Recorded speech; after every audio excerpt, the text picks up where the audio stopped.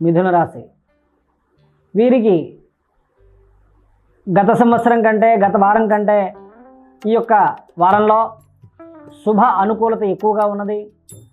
వివిధ రకమైనటువంటి శుభకార్య అనుకూలతకు ముందుగా చక్కనైనటువంటి ప్లాన్లు వేసుకొని సమస్యలు వచ్చే వాటిని పరిష్కరించుకునేటువంటి అవకాశాన్ని చూపెడుతూ ఉంది.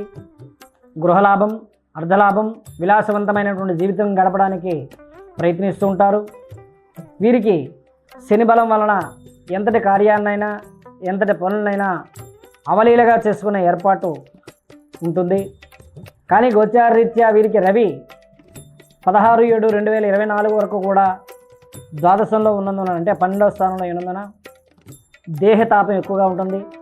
ఉష్ణ జ్వరములు, అలాగే వాతపిత్త కపందమైనటువంటి వ్యాధులు రావడానికి అవకాశం ఉంటాయి.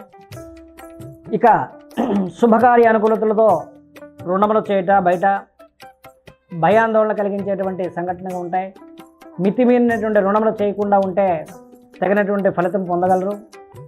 వీరికి ఎక్కువగా గురు ఆరాధన, గురు స్తోత్ర పారాయణ, అలాగనే గురువునికి జపములు లేదా కనకదార స్తోత్ర పారాయణ చేసినట్టయితే శంకరాచార్యుల తాలూకా గురు పరంపర ఆశీస్సులు పొంది శుభఫలితాన్ని చేకూరుస్తారు.